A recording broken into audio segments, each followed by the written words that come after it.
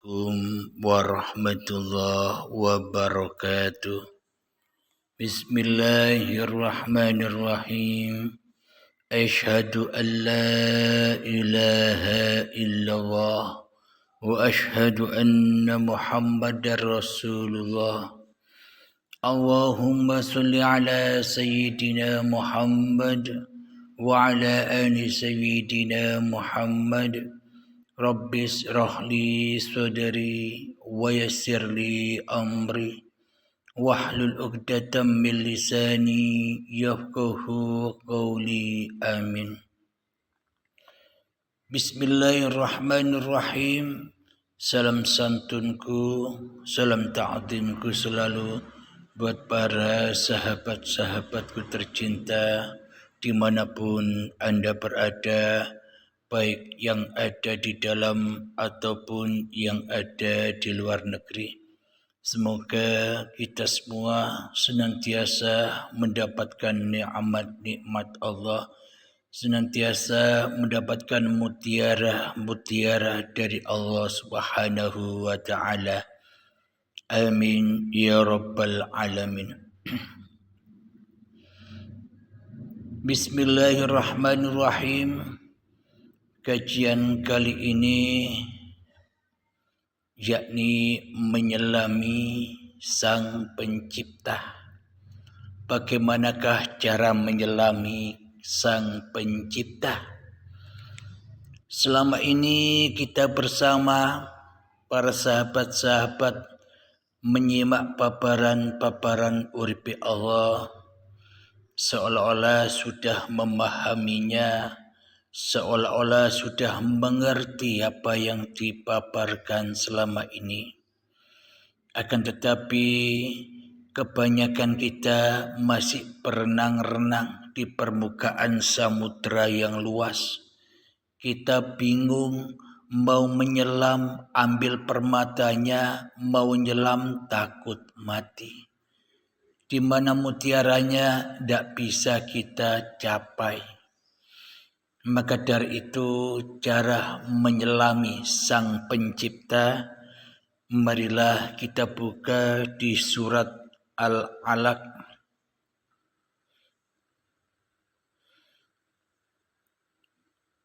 yang artinya segumpal darah.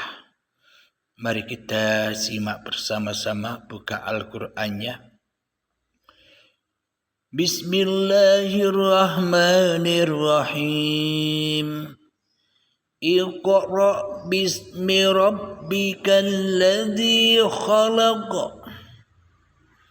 Yang artinya bacalah dengan nama Tuhanmu yang menciptakan.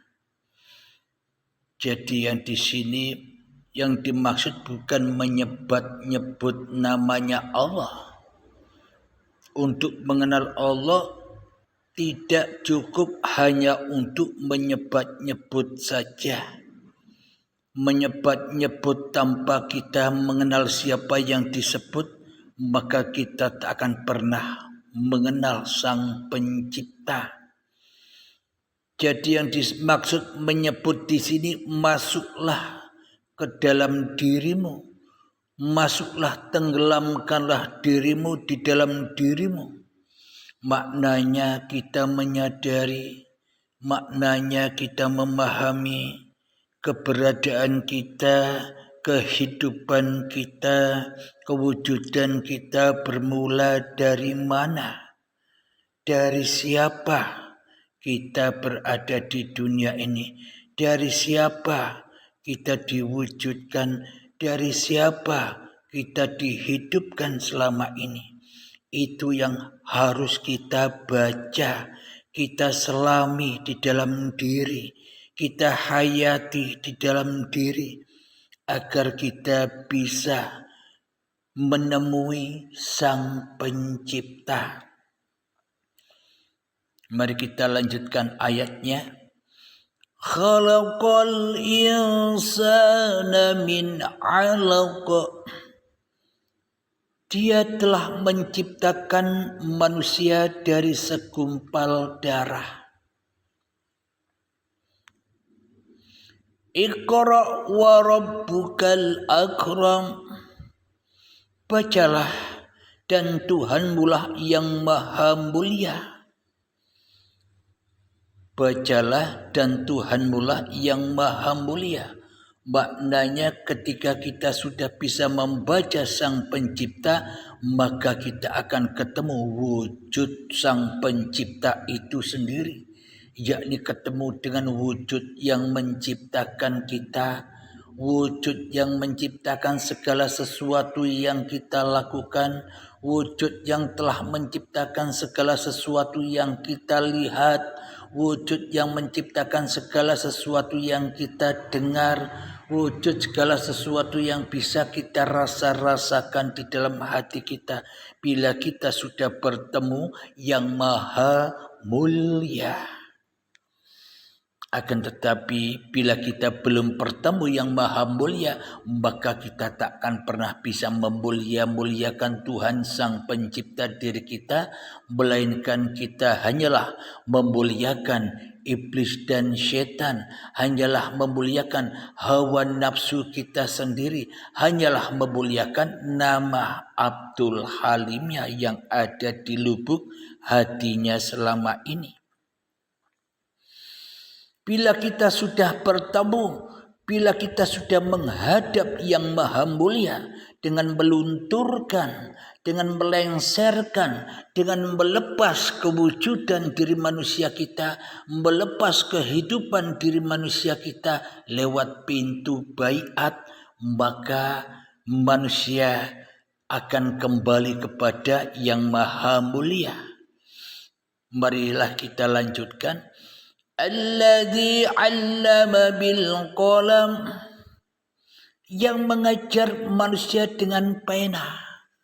Jadi kita dulu saat detik-detik akil balai kita diajari dengan pena. Maknanya dengan pena itu kan cenderung berdiri bila untuk menulis. Maknanya berdirinya pena yang dimaksud di sini adalah uripe Allah. Isinya pena uripe Allah, penanya ya badan-badan manusia yang diakui sebagai badannya manusia, inilah yang dimaksud pena.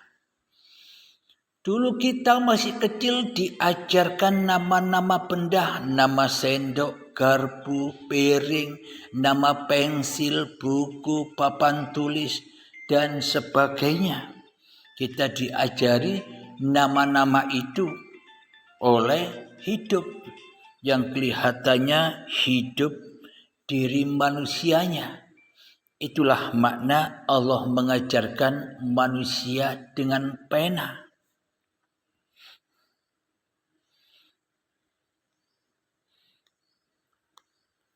Ayat yang selanjutnya, Allamal insana ma lam ya'lam. Dia mengajarkan manusia apa yang tidak diketahuinya. Dulu kita tidak tahu, oh ini yang namanya badan. Dulu kita tidak tahu, oh ini yang namanya mata. Dulu kita tidak tahu, oh ini yang namanya telinga. Dulu kita tidak tahu, ini namanya hidung, mulut, badan, kepala, rambut, alis, kaki, dan sebagainya. Dengan penalah, dengan kehidupan inilah kita diajarkan segala apapun yang belum kita ketahui. Yang di sana itu namanya gunung, langit, bintang, matahari, rembulan, dan sebagainya. Itulah tanda bahwa Tuhan Sang Maha Pencipta telah mengajarkan kepada manusia nama-nama yang belum kita ketahui selama ini. Jadi apapun yang belum kita ketahui, ilmu untuk ibadah, ilmu untuk bekerja dan sebagainya, itulah tanda bahwa Sang Pencipta mengajarkan kepada manusia apa yang belum diketahuinya. Akan tetapi Setiap diri manusia termasuk saya selama ini tidak sadar bila Allah yang melajari, Allah yang mengajarkan itu semua. Karena di dalam hatiku Abdul Halimnya lebih wujud daripada wujud sang pencipta, ya akhirnya seolah-olah Abdul Halimnya yang pinter, seolah-olah Abdul Halimnya yang cerdas, seolah-olah Abdul Halimnya yang merasa bisa apa-apa, mengerti apa-apa. Itulah manusia yang tersesat seperti Abdul Halim ini, yang merasa dirinya seperti bak Tuhan.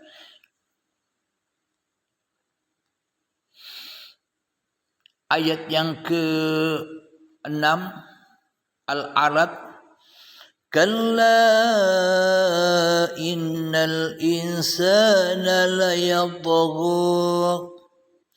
Sekali-kali tidak, sungguh manusia itu benar-benar melampaui batas. Jadi manusia, seluruh manusia, ketika masih ada diri manusianya di dalam hatinya, inilah yang dimaksud manusia-manusia yang melampaui batas. Manusia-manusia yang mentuhankan dirinya sendiri di dalam hatinya.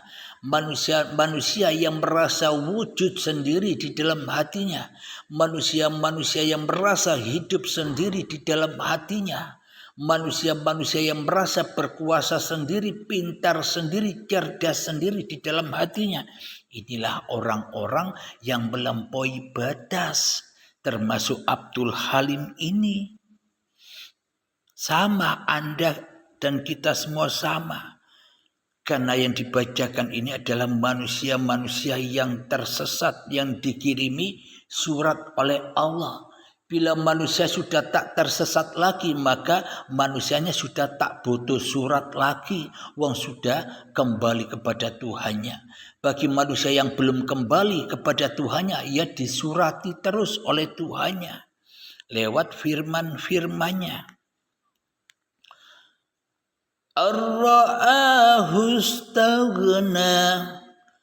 Apabila melihat dirinya serba cukup, manusia termasuk saya sendiri seolah-olah selama ini melihat diri saya serba bisa, serba cukup, serba tak butuh Tuhan, serba tak butuh siapa-siapa.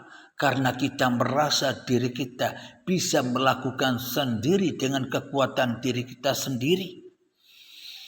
Inilah yang dimaksud manusia yang serba cukup, merasa dirinya cukup, tak butuh yang lain, apalagi butuh Tuhan. Karena manusianya sudah jadi Tuhan. Ayat yang selanjutnya, inna ila rabbika ruj'a. Sungguh hanya kepada Tuhanmu lah tempat kembalimu. Jadi Allah mengingatkan kepada Abdul Halim, Allah mengingatkan kepada kita semua, ketika diri kita lebih wujud daripada wujudnya Tuhan, disuruh kembali. Sesungguhnya hanya kepada Tuhanmu lah tempat kembalimu. Kembalilah, nyelamlah ke dalam lautan hayat. Matikan, nyelam sampai mati. Yakni perang-perang sendiri. Meski kalah perang lagi, kalah perang lagi, hening lagi, belajar terus sampai mati, sampai matikan dirimu di hatimu. Di saat manusia sudah mati di dalam peperangan, mati syahid di dalam peperang, ya itulah mereka sudah kembali di sisi Tuhannya.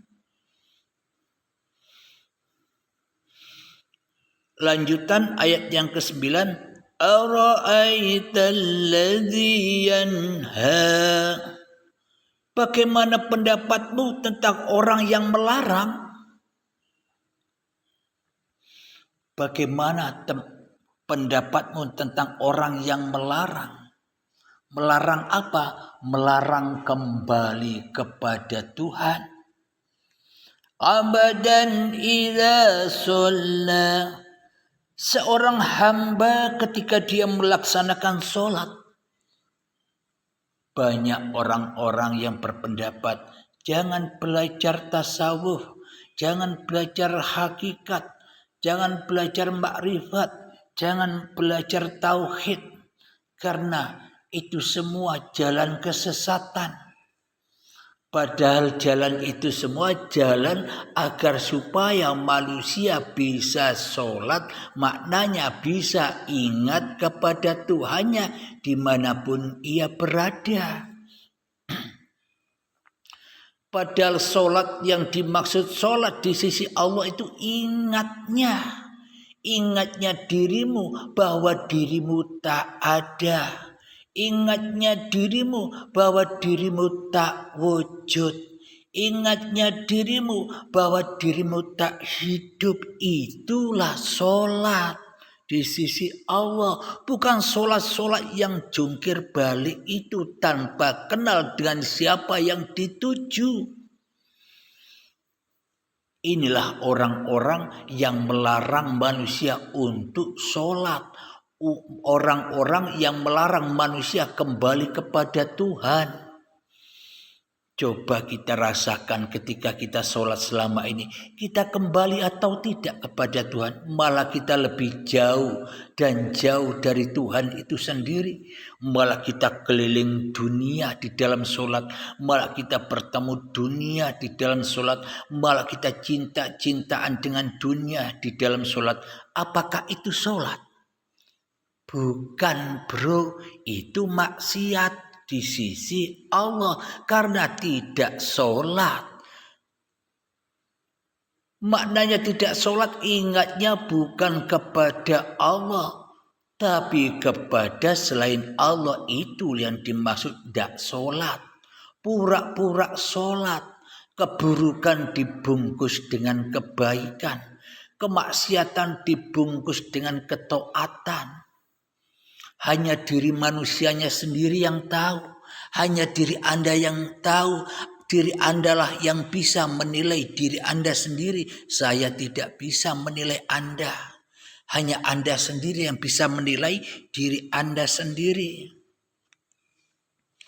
Ayat yang ke-11. Ara'aita in kana 'alal huda. Bagaimana pendapatmu jika dia yang dilarang sholat itu berada di atas kebenaran atau petunjuk? Nah, jadi bagi manusia yang sudah sampai kepada Tuhannya, maka ia sudah tidak peduli badannya disolatkan atau tidak disolatkan, badannya dimaksiatkan atau taatkan, tidak peduli lagi. Kenapa kok manusianya sudah tak peduli lagi? Bagaimana mungkin manusianya bisa peduli kepada dirinya sementara Tuhannya lebih berkuasa daripada kuasa dirinya di hatinya? Seperti Kanjeng Nabi Muhammad. Muhammad, bukan kamu yang melempar, aku yang melempar. Nah, di sini kata melempar itu identik dengan kemaksiatan, melempar mangga, melempar pokoknya fasyak wal munkar. Tapi berhubung yang melempar Allah, itulah penjagaan Allah kepada Nabi Muhammad. Kemaksuman Nabi Muhammad kenapa? Karena selalu hatinya kembali kepada wujudullah. Hatinya kembali kepada la mawjudan illallah. Maka terjaga dan tak akan terkena kesalahan lagi. Itulah yang dimaksud bagaimana pendapatmu jika dia yang dilarang sholat itu berada di atas kebenaran. Nah, jadi maknanya hatinya sudah di dalam kebenaran. Au amara bittaqwa, atau dia menyuruh bertakwa kepada Allah. Ara'aita in kadzdzaba wa tawalla. Bagaimana pendapatmu jika dia yang melarang itu mendustakan dan berpaling? Jadi orang-orang yang mencegah manusia belajar ilmu tasawuf, hakikat makrifat, belajar tauhid, yang melarang itu berada di dalam kedustaan dan berpaling kepada jalan Tuhan. Alam ya'lam bi anna Allah yara. Tidakkah dia mengetahui bahwa sesungguhnya Allah melihat segala perbuatannya? Jadi orang-orang yang masih mentuhankan dirinya seolah-olah hanya dirinya saja yang tahu dengan dirinya. Seolah-olah tiada yang tahu dirinya kecuali dirinya sendiri. Apalagi Tuhan. Wong di dalam hatinya tak ada Tuhan. Di dalam hatinya tak bertuhan. Bagaimana mungkin Tuhan, bagaimana mungkin Allah bisa melihat perbuatannya. Kecuali hawa nafsunya lah yang berada di dalam dirinya. Kalla la illam yantahi lanasfa'an bin nasiyah. Sekali-kali tidak. Sungguh jika dia tidak berhenti berbuat demikian, niscaya kami tarik ubun-ubunnya ke dalam neraka. Jadi orang-orang yang masih di dalam kewujudan diri manusianya itulah orang-orang yang masih di dalam neraka. Di dalam ubun-ubunnya, di dalam hawiyahnya. Itulah bukti Allah menarik ubun-ubunnya ke dalam neraka. Nasiyatin kadibatin khati'ah, yaitu ubun-ubun orang yang mendustakan dan durhaka. Di dalam hati manusianya mendustakan kewujudan Tuhannya. Daripada kewujudan dirinya, mendustakan kehidupan Tuhannya dari hidup manusianya. Itulah orang-orang yang mendustakan, yakni dimasukkan langsung ke dalam neraka hawiyah. Hawiyahnya kemanusiaannya sendiri. Falyad'u nadiyah, maka biarlah dia memanggil golongannya untuk menolongnya. Jadi manusia ketika panas hatinya mencari golongannya, yakni apa? Dunia. Orang-orang yang celaka di dalam dunia, maka yang dimaui atau yang dimintai pertolongan ya hanyalah dunia saja, maka tambah dalamlah siksanya. Sanad'u zabaniyah, kelak kami akan memanggil malaikat zabaniyah, menyiksa orang-orang yang berdosa. Kalla la tudhi'hu wasjud waqtarib, sekali-kali tidak, janganlah kamu patuh kepadanya dan sujudlah serta dekatkanlah dirimu kepada Allah. Jadi kita sholat 5 waktu itu supaya apa? Supaya belajar mati ketemu Allah. Itulah tujuan sholat 5 waktu itu. Dan semua tujuan sholawat, zikiran, amal soleh, sedekah, zakat, puasa, haji, semuanya untuk kembali kepada Allah. Bukan kembali kepada amal, ya dibakar kalau kembali ke amal. Kalau kembali ke manusianya, ya dibakar oleh Tuhannya, panas. Alhamdulillahirabbil alamin. Semoga saya dan semoga kita semua bisa menyelami surat Al-Alaq ini. Amin ya rabbal alamin.